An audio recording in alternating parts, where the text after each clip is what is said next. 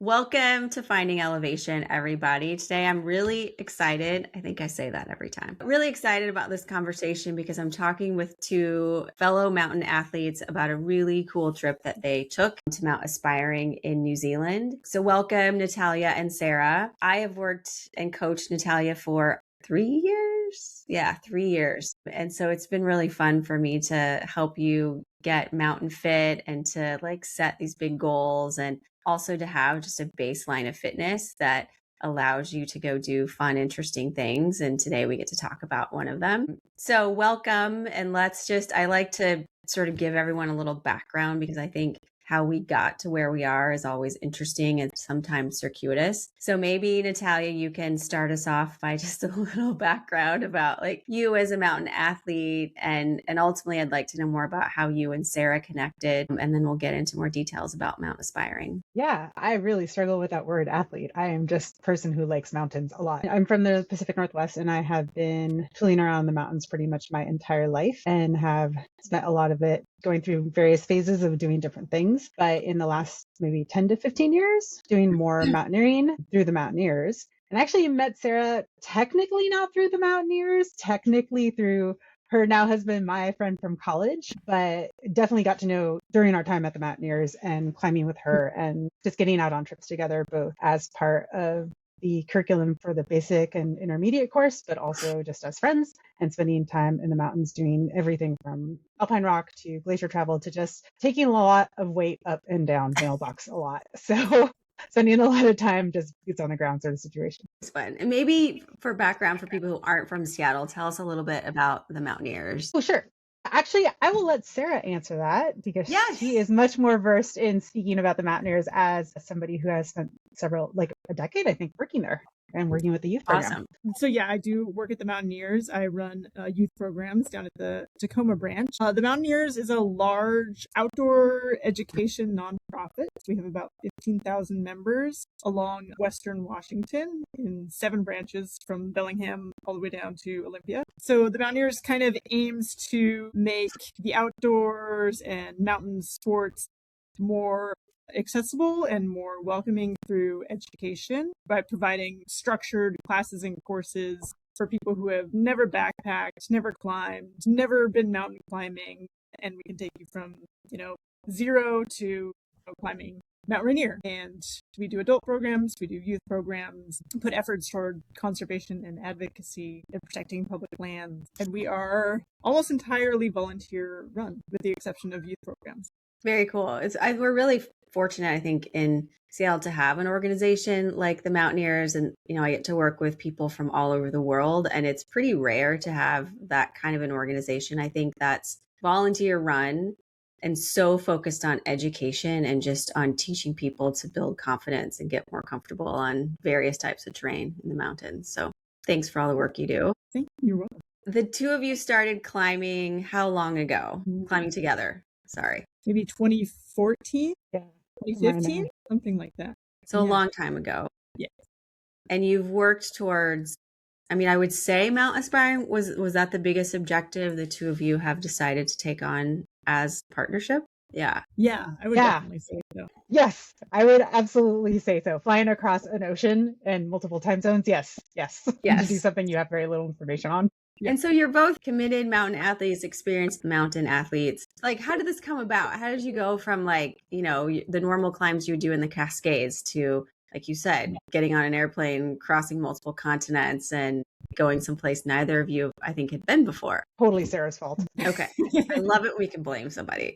So the kind of impetus was, after working for the Mountaineers for 10 years, I awarded a 1-month sabbatical, so an extra month of vacation. I didn't want that to go to waste. I wanted to do something, kind of big and exciting. I wanted to go somewhere. And my husband had never left the continent. So that was a goal of his. We want to go to another country, and we would just want to tour the US or whatever. So we had kind of tossed around some ideas, maybe skiing in Japan, maybe some other things. And I am actually a decades long, huge Lord of the Rings nerd. And I've always wanted to visit New Zealand, so that's where it was filmed. So my husband actually floated the idea. He was like, oh, we could go to New Zealand. It'd be summertime, because we knew we wanted to take this vacation in the wintertime, because I run a summer camp and I definitely cannot take any time off during summer. So it's like, okay, let's go around Christmas time. Our son has time off school, and I was like, that's great. I would love to, like, do a road trip and see all the sites with my family. But I was like, while I'm there, I also really want to do some more like deep adventure that would not be appropriate for my 8-year-old son and my cyclist non-mountaineer husband. So I was like, I'm going to have to recruit a friend who wants to go with me. And I looked into guides. So I was like, oh, maybe I could just like do a guided climb. And I looked up the prices and I was like, okay, that is not within my budget. So I'm going to have to recruit a friend. And I floated the idea to Natalia. Thankfully, she said yes. And were you hesitant, Natalia? Oh, yeah. Well, okay. From my perspective, Sarah's like, I think we must have been doing some lap on some mountain somewhere. She's like, you should come to New Zealand. And I was like, haha, that's hilarious. And then I went home and I told my husband, and I was like, hey, Sarah kind of threw out this idea, but I can't see how that's possible. Because, you let life get in the way of living sometimes, and just like work and stuff and, just life. And he was like, he just gave me this look. He's like, if you don't go, you're an idiot. You got an invite to go climb something you've never done before with a really good friend. And go have an adventure in a place you've never been, which is, don't be dumb. Go do it. Like, it's fine. Make it work. It's not a big deal. Like, come on, why are you making such a big obstacle in your head about how this is just something that's out of reach? So really, it was Brian that gave me the good kick in the pants to be like, sometimes we need that. We need someone like externally to sort of be like, give us perspective and push us when we need a little nudge. Why Mount Aspiring, though? I mean, there's other mountains you could have climbed in New Zealand. What was appealing about that to both of you? I had talked to some other friends about what I was doing, and another friend had sent me a trip report, and he was like, oh, this is the mountain that I researched when I was planning my trip.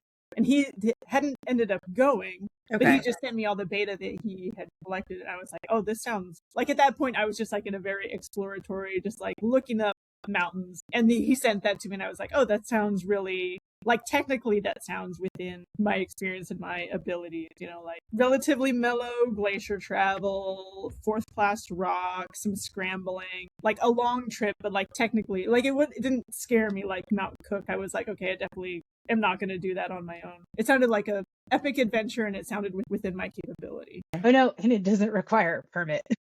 Yeah. That was the conversation we had of like, what are we looking at? What doesn't require a permit? And kind of a contributing factor. Not insignificant. And New Zealand has some pretty stringent guidelines around climbing there. And if I will confirm this before we publish, but I think that you can't receive a permit unless you've already climbed something in New Zealand. Like, they will just reject you unless you have some experience already climbing that country, which is unique to a lot of other places in the world. For Mount Cook. Maybe Mount Cook. Yeah, it might even be other peaks, but I would imagine Mount Cook is one of them. So for people who aren't familiar with Mount Aspiring, how would you describe it? So you said, Sarah, there's some pretty moderate snow, some alpine rock. Sort of give us like, what is a typical climb of this mountain look like for most people? That is a great question that we found out a lot about. It turns out what is kind of typically done is that most people helicopter in to Bevan Cole, which cuts out about 2 days of travel. And also, we didn't have that kind of money. So we had a 2-day approach to get to the Colin Todd Hut, which is kind of like the base camp. So that was many, many miles through sheep country, and then many, many more miles through trail up a really incredible valley, the Matukituki Valley, and then bushwhacking and mud. Our favorite form of travel in the mountains. Stream crossings, some kind of hairy stream crossings, and some very exposed scrambling. And then you get to the snow. And then the climb starts. Yeah. Well, then you got to get up to the top of Bevan Cole, drop down to Bevan Cole, then actually cross the glacier, and then finally up to the hut. I remember when Sarah was first pitching this, I was looking at the stats and I was like, oh, that'll be like Olympus for those people who are in the Pacific Northwest. Like, okay, it's kind of long, kind of a slog, but it's not really, it's not doable by any means, right? Like, it's fine. It's just, you know, it's going to be a lot of walking on flat trails for a while, and then it's just going to be a long approach. And oh, my sweet summer child. Holy milk. Like, it's just, you're moving a lot slower. The terrain is just rougher. The bushwhacking is actually bushwhacking. I don't know, Sarah, how you feel, but like, I definitely think after being in New Zealand, everything here feels like a freeway a little bit, because just it feels like it's paved.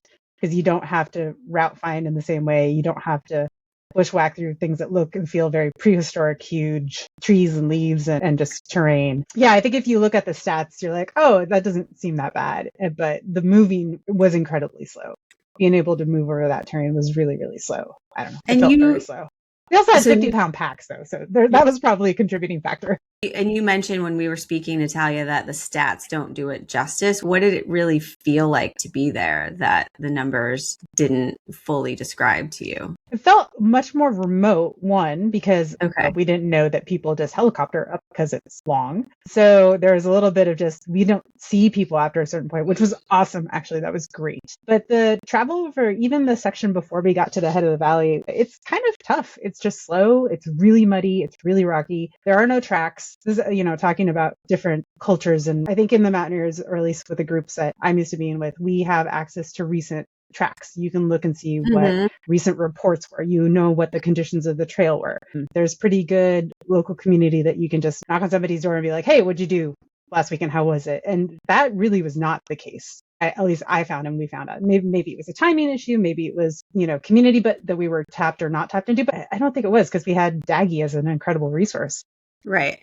And I just think that it was a lot more remote, and it was just more difficult to get information and it was slower moving. I don't know how many people do you think do the full walk-in as a climb? Like we were talking about it. I don't think a guide would ever take people on that, really, because it's long. I mean, there were sections of the trail that were like, there was bricks on the route. I mean, I think that shows you how little traffic. Totally. There were like campsites or like bivvy sites marked on Gaia, and we would like bushwhack up to them, and we would be like, no one would ever stay here. What? Like, there's no evidence of human travel in this area. One of the things we noticed is that a lot of the signage in the area, and we would get to a sign and be like, okay, unmaintained trail after this point. And it would give the destinations in hours rather than in like kilometers. And we were like, we didn't quite know how to interpret that. And we're like, okay, it says it's going to take us 3 hours, but it's only like, 2 or 3 miles. So,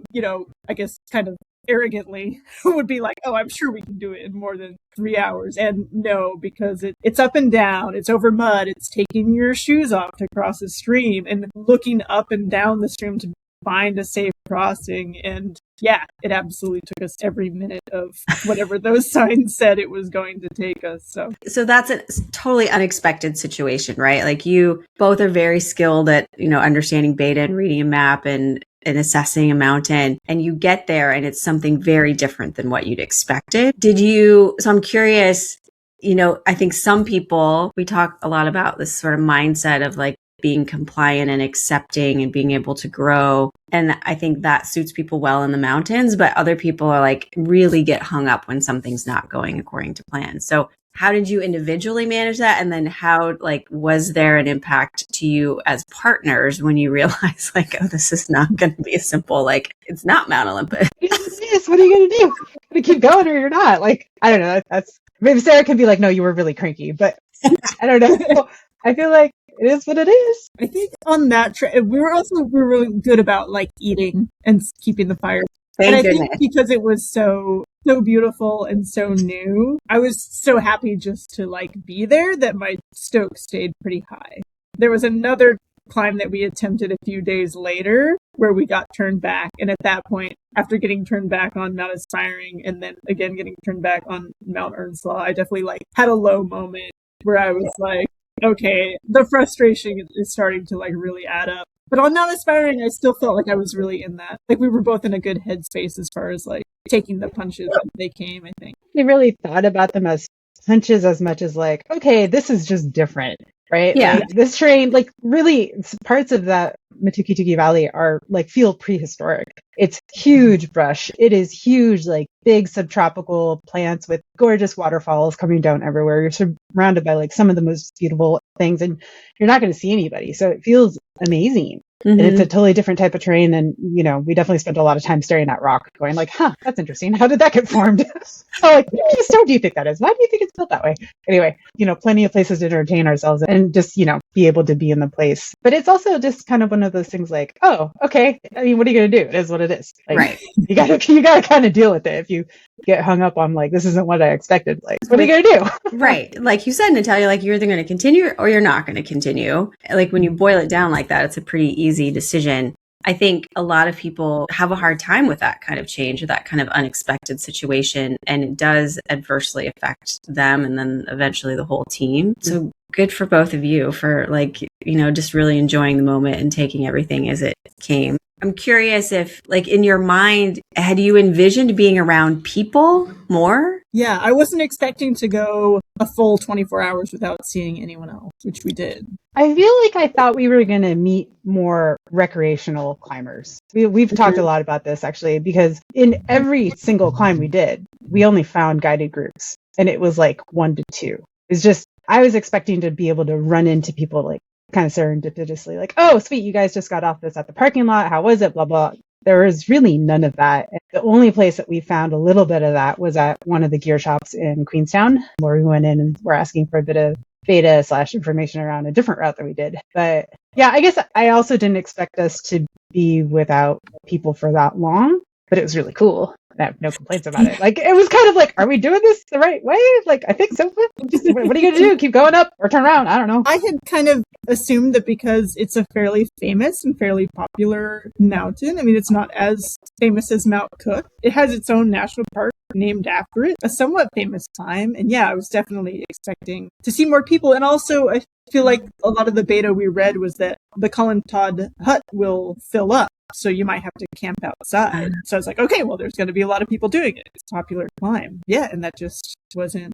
There were people at the Colin Todd hut, but it wasn't even close to being full. So. No, I do wonder if we were a little early because this was the first 2 weeks of January, and you know, like their climbing season is pretty short, and it's maybe a little bit later in February, etc. So maybe we just missed it.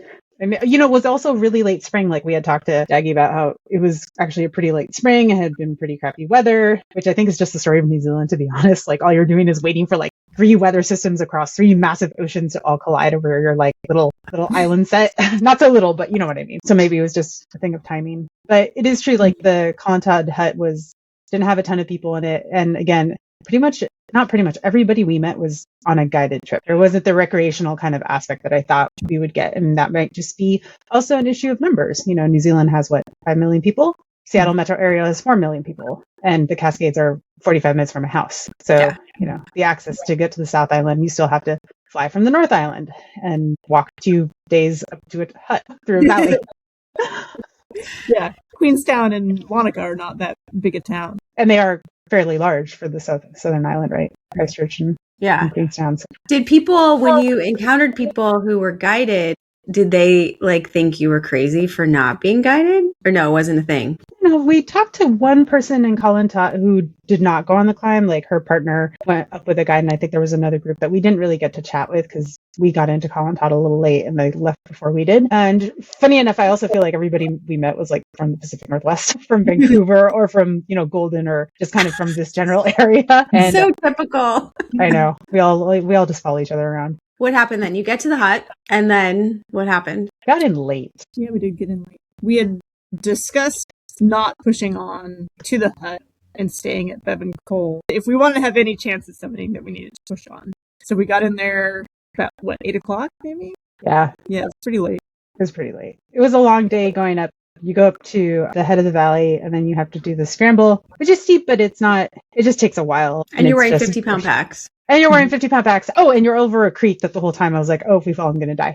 But that's fine. You know, whatever. It is what it is. And it took a while. I don't remember how long it took us to get up that scrambly, very grassy section. And then you still have to get up to the top of Bevan Cole and drop down. I feel like that day to me was actually kind of the most adventurous day. Because it was the whole trip. I feel like you have to be truly mountain ready, but I felt like that day I used all the things, like all the scrambling skills, all the navigation skills, all the snow skills, all the movement skills, all of like the nutrition strategies. Because we got to the top of Bevan Cole and it was 6. And I was like, I don't know. I think we need to have a conversation as to whether or not we're going to make it across the glacier into the hut before we lose light. And that's when we both had a ton of maple syrup and jam, I think. I don't know. I had maple syrup. I don't remember what you had. And then that's when I realized that at least I was eating maybe a little bit too much sugar with fiber, not enough straight up sugar. And then after that, I felt a lot better. And we kind of cruised across and we got in there late. So we got in there late. Everybody was already asleep. So we sat on the porch to figure out how we were going to prioritize our decision making. And how did that conversation go on the porch? Good. I don't know. I know we talked about when we wanted to wake up, and we both, we wanted to sleep because we were tired. We didn't want to wake up too late. Was there any should we go, should we not go? Or were you guys pretty in sync about how to plan the rest of the climb? I think we talked about go or no go. We did, but I think we were very in sync of we're going to try it. It wasn't a go, no go. It was, do we prioritize rest or do we prioritize more of a summit under more strain? Okay. But I think the decision was never going to be, we're just going to sleep in and not go for it. It's just which way are we going to lean between a wake up at 4 or a wake up at 2? Because we were tired. We got in at 8. We didn't even eat dinner till 9. And we decided actually on rest. Prioritize rest, but still get up early enough to be able to try and make a push for it. I think that's a wise choice. I mean, rest is so foundational to everything. It affects how we perform. It affects our decision making, and not having enough of it can really be detrimental in the mountains. And we had a long 2 days. Yeah. Already. I was still jet lagged, for the record. Yeah. I had just flown in. It was fun. So you get up still pretty early the next morning. And are you able to leave things at the hut, or do you have to continue with that? Yeah. Okay. Yeah. Great. So we had lighter packs, but we're still carrying our rock crow and boots and everything. So yeah, the packs were lighter, but they weren't light. super light. They're like a day climb. And then we started, just kind of scrambling up rock, pretty class 2 terrain. And then we had seen steps in the snow off to our left, but in the dark, we just couldn't quite see how to get over there because everywhere we looked was kind of cliffed out. So we just kind of continued going up the rocks, which is what our track said to do. And there was clearly a way, but I think it was a lot more slow going than if we had found the way over to snow, which we did eventually find all the way down. But yeah, that was interesting because talking about just beta and information, Sarah had public tracks and private tracks, I think. And then I had read a bunch of reports that had also said basically just follow the ridge. So, and it was about the same time of year, right? Those reports. So follow the ridge, stay on the rock. So, okay, we'll do that. And one of the things that I think did cost us a little bit was getting in so late. We couldn't really scout that night because we basically had time to get in, eat, and get to bed. And even then, that always takes a couple hours. That always takes time. It's never quick. And so we didn't have a great scouting. We had some, but very limited. And also when we started in the morning, there was basically no visibility. It was pretty socked in. And so we couldn't necessarily see that much. And were the guided groups starting at about the same time, or did they start? They got up later? Just before us. Yeah. So we didn't have a chance to chat with other climbers about the route as well, which I know we had both kind of been hoping to do. So, but I think they all ended up taking different routes than what we were planning on taking anyways. They were taking the ramp, I think. Yeah. Which was not our... And you were taking... No, there's also this big thing inside of Collins HUD that says, everybody dies on this route, don't do it, which is the route that all the guides took, we think. It's this big warning of, this is the dangerous route. I think it's just kind of maybe a steep exposed snow route. Yeah, interesting. So how did the rest of that morning go? You're scrambling up the rock, not able to get down to the snow. We followed the ridge up, what did we make? A couple thousand feet. And then we got kind of to the top of a ridge, and then we were cliffed out. And then we could look over and see the rest of the ridge. And we would have had to rappel down to get back to the snow and then get back on the ridge. There was no down climbing the rock. It was much too steep. And we kind of looked at how far we had to go and looked at the clock and saw how kind of slow we had been moving.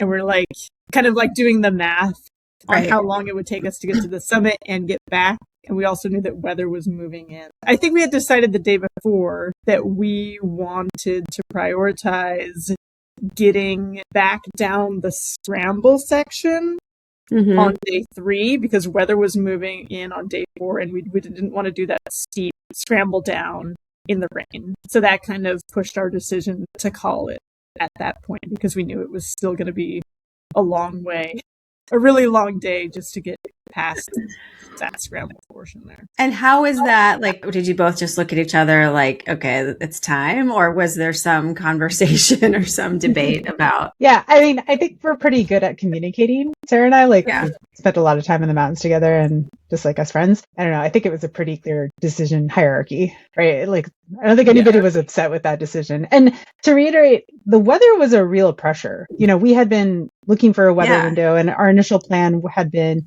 to get to Queenstown, to hang out for a bit, regroup, and everybody was like, if you have the weather window, just take it. If you have it, just take it, because there's not a huge one. And there actually had been like a rescue 2 days previously of a quote unquote another American girls who had gotten like lost on the glacier. And then Brian texted me, he was like, was that you guys? Like, no, we're not even there yet. Yeah. Like, another team of two American women. We're like, yeah, the 2 other American women getting lost just in front of us. Back to like the weather, it really was a pressure because their windows were not long that season, you know, in prep for it. And we knew that we had weather coming in behind us. And I kind of feel like it was 2 decisions were possible. You were going to either turn around and get out, or you were going to get a summit, get back to the hut, and then you were going to have to stay put for anywhere between 3 to 5 days. We actually scouted the cabin before we left. We're like, is there enough food? Like, if we're stuck here, like, is there food here? Is it? Oh, then we found like an open cupboard. We're like, oh, look, there's peanut butter, sweet. Like there are options here. Peanut butter. Yeah, exactly. So I think it was pretty clear, like, do you want to have to get stuck there for a while and not have a ton of options to get out? And the scramble on the way out, it actually has a series of 9 rappels, which was actually helpful, but it's still pretty uncomfortable terrain to have to do in the storm. Yeah. There was still some mandatory down climbing, and a lot of the rappels we were traversing rappels. So it would have been pretty uncomfortable. And I don't think we were game to get stuck in a hut for like another week. No. It would have killed the rest of the trip. Probably by yourselves, I'm guessing, because the guided groups probably would have left. I doubt they probably would have made the decision to put themselves in a position where they might have to stay there. Yeah, I think if we had gotten to that point of the ridge and we could see that it was like easy travel the rest of the way, and we thought we could make good time, then maybe we would have pushed on and been like, okay, we'll just have like a really long day. But I think given our speed and how much terrain we still had to cover, it didn't look like a gimme. Like we were definitely going to have to rope up for that and protect it, because it looked steep from far away. It didn't look like something that we would be willing to just scramble. So I think all those things combined, I think it was a pretty obvious call for both of us. I would agree. It helps when I think we're also both aligned and not getting stuck in a hut for 7 days. No food. No food, but like eating the New Zealand Alpine Club emergency rations. Sorry, guys. So thanks for walking us through the day to day. I want to go back a little bit to like your readiness. And Natalia, you mentioned, and you and I have talked about like just being mountain ready and what that means. Like, how did you both know this was a mountain that felt, challenging and exciting, but still within your fitness and your ability? What does that mean to each of you? Well, the stats lied. There's a little bit of like, okay, at some level, I was making assumptions about, okay, this is like Olympus. I've done that. Like, this is within our wheelhouse. I do think from a technical standpoint, it was within our wheelhouse and stuff that we've climbed together. I feel like we know each other's capabilities pretty well. Sarah's a much more proficient climber than I am. I think the mountain ready part, there's definitely the fitness part. And unfortunately, I got actually really sick 5 weeks before the trip. I got a really bad case of the flu. Yeah. So I wasn't able to kind of keep up anything. I was mostly just trying to rest and recover, which is kind of its own deal. But going back to the mountain readiness and the other capacities and skills, I think that just making sure that you have a good background and foundation and everything it takes to like do backcountry trips, which is a mindset, and also just like you're going to scramble, you're going to like route find, you're going to have to like look at the map multiple times and see if this actually makes sense and find routes and, just route find and just be flexible enough with your headspace to be able to manage that and be open enough and communicative enough just to be talking through that. I feel like Sarah and I are really good at checking in though. Yeah, talk about that, because I think that's a really important characteristic of climbing partners. And I think sometimes we get like self-conscious or mad at ourselves, or like something negative is going on. And it's really easy, even in normal relationships, to just like internalize, right? And not check in or not stop and say like, hey, how are you feeling right now? Were there moments where that became important for the two of you? I think it's always important. I think we were always chatting, which is, just kind of like always, we were constantly talking about how we were doing. and what we were eating and how we were feeling. Like you say it so casually, Sarah, but I feel like so many people don't do that. Like they just don't share, especially if it's negative. We don't like our inclination is not to say like, hey, I really am not feeling great right now. Or like this pack is way heavier than I thought it was going to be. Or this terrain is a little above my comfort zone. And, then that becomes this like, I mean, it's just bad. And it becomes, you like self-perpetuate a bad situation. Yeah. And I think we start to rationalize things that we shouldn't, and that can get us into trouble. I teach teenagers mountaineering and rock climbing skills, and I'm pretty conscious about always trying to model talking about this stuff because a lot of them don't. So I am always trying to model checking in and what are you guys eating? Everybody has to eat. How is everybody's feet? My hands are cold. I need gloves. How are everybody else's hands? And just like, like I'm always just trying to make them talk about how they are doing because, people's pride and self-consciousness about how they are doing it has such a huge effect on whether or not we are successful and having a good time and being safe in the mountains. It can turn a whole trip because someone didn't want to speak up about their blister. Totally.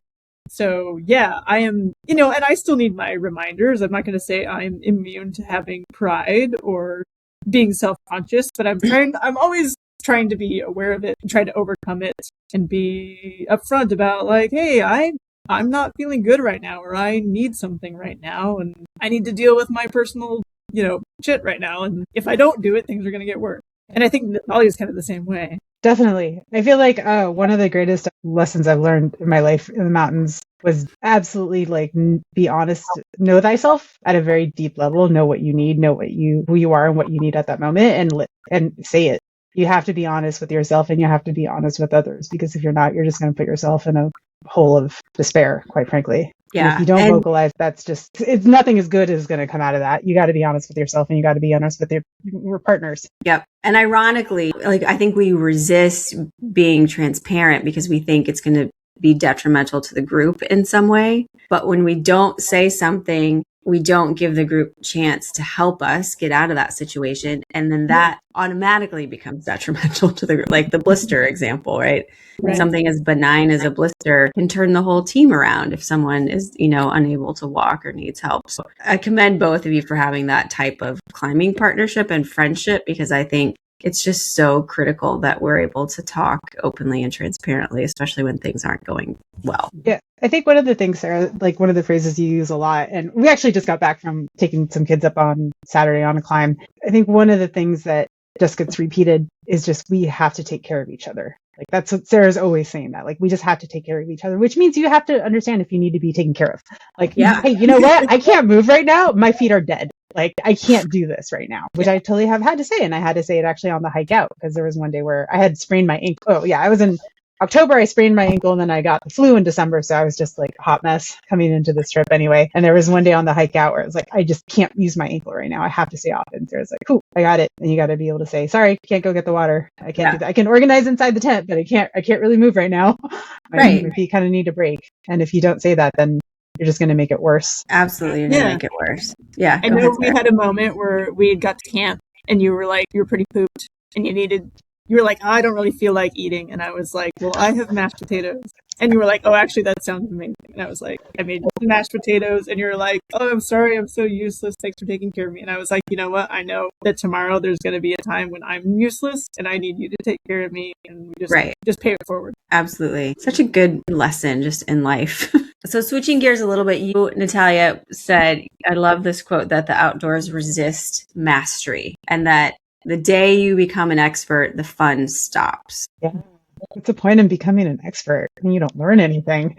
That's such a contrary notion, and I love it, because I feel like we're constantly chasing mastery and we're constantly like chasing perfection or like nailing something. So yeah, go ahead. No, I just love that concept. Okay, so Sarah and I also both played music. Actually, this is kind of really how we know each other is through music. Well, kind of. Anyway, and one of the things I love about climbing and skiing and music is you can chase it, but you're never going to get it. It's not possible. But the chase is really fun. And knowing that you're never going to be the best. You're never going to be first chair forever. You're never going to be the like precision skier forever. Like you might hit little taps of it every once in a while, but you're never going to get it. And that's fine. That makes it so much more fun.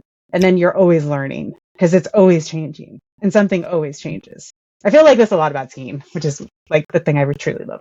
No, I think to add to that, Natalia, like I think that's the point. Like I think the point is that you're like testing things and pushing yourself and learning. If things go exactly perfectly to plan, we miss an opportunity to learn and therefore grow and push ourselves. And I find so many people want to just like nail it and get it right and understand everything and be, a master at something. I don't know that that's the right goal because then I think we're held back. Like we're not achieving our full potential when we do that. Well, I think nailing it is an interesting concept because you can have moments of that are really gratifying. Yeah. Like you work really hard on one thing, you're like, oh man, I really did nail that. And the next time you completely like become a yard sale and fall and it's a total disaster, which is totally fine too, because something was different and you didn't do it that time. That's okay. I think it's such an important like notion. So thank you for bringing that up. So I want to talk in the time that we have left because I'm a big advocate of learning things. So this segues nicely into like, what did each of you learn from this trip and from aspiring specifically? I guess I learned to expect the unexpected,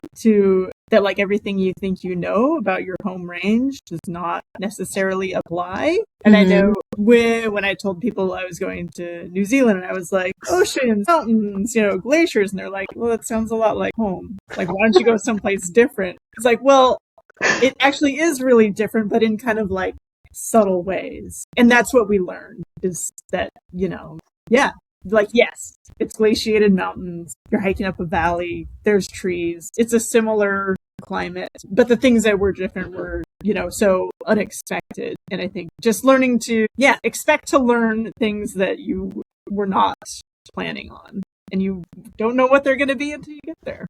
Natalia, what did you learn on this trip? It was refreshing to be in a place that was different. I think if you have a home set of mountains, like we definitely do, you get kind of used to like, okay, this is how things work. This is how it feels. And yeah, on paper it's similar, but no, it's really not in really interesting ways and being okay with that. And also, honestly, I found that trip for me just like really grounding because it was a really good reminder of why you do the things that you love and the spaces that you're in with people that you care about. Yeah. And that's kind of actually, unfortunately, rather rare, I think, these days, because life gets a little bit too chaotic to live in sometimes. And to me, that trip was just really grounding. Like, it's not like I'm not climbing in the summer here, but it just felt different. And it was also part of it was being in a place for sure, having to navigate like new things and then making decisions with the absence of a lot of information that, we're used to having, not seeing people. It just felt really grounding. And it was a good reminder that these spaces really matter and that having access to these places is really important. And having partners you can trust is also pretty foundational. Absolutely. Any thoughts, Natalia, on what you'll take from this trip? Will it change how you adventure in the Pacific Northwest or just in the future? It makes me like, I used to do this a lot more. It makes me want to get a little bit more off the beaten path. In the last few years, I've been like working my way back into climbing after kind of taking a little bit of time off. And, when I was younger, what I used to do is I used to sit down with a map and just like point at places and figure out how to get there. And I haven't actually done that in a long time. Actually, part of it is just talking about just mountaineering culture and how things have shifted is that before you kind of had to really look into things to find trips and to find places to go. And now things are kind of handed to you. Yeah. I don't know. This is totally like my super subjective, probably very like arrogant opinion. But, everything's going back to the idea of going into aspiring, we thought we knew everything, but we also knew we weren't tapping into the type of things we're used to having here, like a community that you can easily talk to, / trip reports that are super recent, et cetera, et cetera. Now everything is just there. We were on St. Helens on Saturday. How many people were there? A ton of people were there. Everybody's there. 20 years ago, that wouldn't have been the case. And so maybe spending a little bit more time with the map and seeing, this is interesting. How do you get there? That culture, I think, has been a little bit also just, I'm not going to say lost because I think it was very inaccessible to a lot of people for a really long time. So I don't think it's that, but I just think that's no longer how people get information, and it's no longer how people have to troubleshoot almost a little bit. I like the idea of like, I mean, I love things that are off the beaten path as well, because I think they really, and I think I want both of those things in my life. I want like something that's comfortable that I know I can just go do on a weekend, and I know generally what to expect, but I find I really get pushed more and am more excited when it's brand new. And I know I have to like you said about aspiring, like use all the tools and resources that I have. Any thoughts, Sarah, about going back to the question about how you lead kids for the Mountaineers? It's a bit of like a philosophical thing, which, sometimes kids are ready for and sometimes they're not. But I think one of my takeaways was to continue to embrace the spirit of exploration over the spirit of accomplishment, which I know like a lot of my kids are like, oh, I'm going to go off to college. I've got to climb like all the volcanoes before I go off to college, or they're very like, they want to get things done, which I totally get. And I have that side to me as well. But I think going to like a new country and like seeing new mountains where I really don't like have an agenda outside of like, I want to have some really cool experience was really refreshing for me, because I'm like, hey, I'm not working on any like New Zealand peak beggar lists. I'm not going to climb all the peaks in New Zealand. It's just not going to happen. I want to go there. I want to see something new. I want to have a grand adventure and have a story to tell. Was so refreshing to just kind of take me out of like a peak begging mindset, which I do try to be like conscious of, and I try not to be like a super summit oriented person, but like it's still in there. And I think taking me away from that, where it's just, whatever's going to happen is going to happen, and we're going to see a new beautiful place. And even just getting up to Colin Todd Hut was a grand adventure. Like it was like far more adventurous than I would consider like Mount Rainier or Mount Baker or Mount Shukson or any, like it was exploratory and it was wild. And there was no people, and just like embracing the adventure side of things. More than achievement. I love that a lot. Especially, I think that's an important lesson for all of us, but especially for children and young adults, like just to sort of use that as a foundation rather than what can you accomplish? What can you, say that you did? Argue that is an accomplishment. A summit's just a number, you know? I mean, it's cool, but I don't know. Is the answer more important or the question, right? Mm-hmm. The question is more interesting to me. Yeah.